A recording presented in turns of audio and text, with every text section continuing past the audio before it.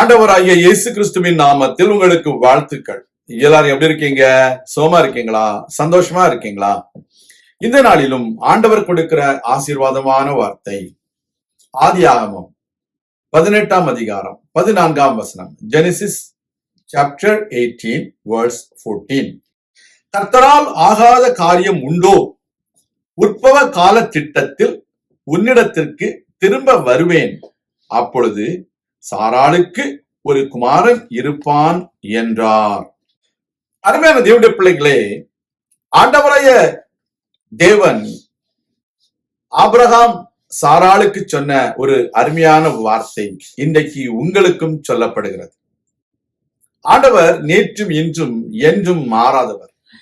Abraham சாராளுக்கு சொன்னதை நிச்சயம் உங்களுக்கும் அவர் நிறைவேற்றுவார். அவர்கள் வாழ்க்கையில் நிறைவேற்றினதை உங்களுக்கும் நிறைவேற்றுவார். Dear children of God, the Lord will fulfill whatever He promised to Abraham and Sarah. When they were old, they were advanced in their age, and Sarah was past childbearing. God promised them He is going to bless them with a son. When you calculate the age of Abraham, he was 99 years old. It was impossible for a man to bear a child, to have a child. When you read in Romans chapter 4 verse 19, but he did not consider that he was an old man. He did not consider that Sarah was past childbearing. That is the way we should also be. There are times we are calculating the situations according to the surroundings and the statistics of the Google.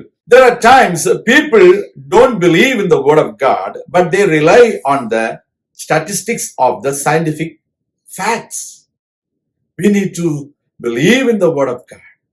Even though it is impossible for the human beings to understand, it is impossible for the doctors to give you the right answer, but the Lord God will give you the right answer.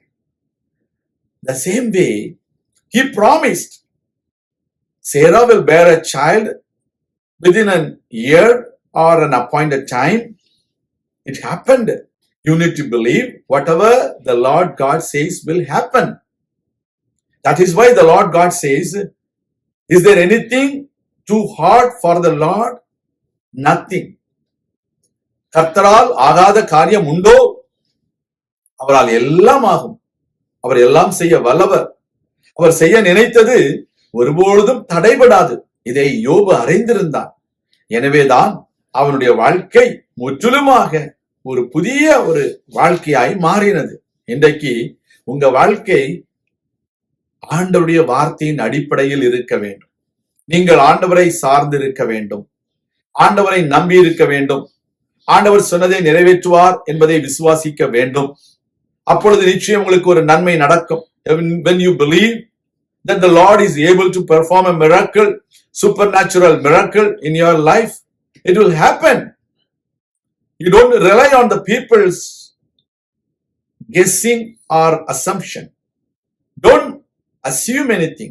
Don't guess anything. But believe in the word of God. God will bless you. நான் உங்களுக்காக ஜெபிக்கிறேன். எங்கள் அன்பின் பரலோக பிதாவே, கர்த்தரால் ஆகாத காரியம் உண்டோ என்று சொன்னவரே, லாசருவை மரித்தோரிலிருந்து 4வது நாள் எழுப்பினவரே, கன்னிகையான மரியாளுக்கு ஒரு குழந்தையை கொடுத்து தேவகுமாரனாக உலகத்திற்கு அறிமுகம் செய்தவரே, உம்மை நாங்கள் நம்புகிறோம்.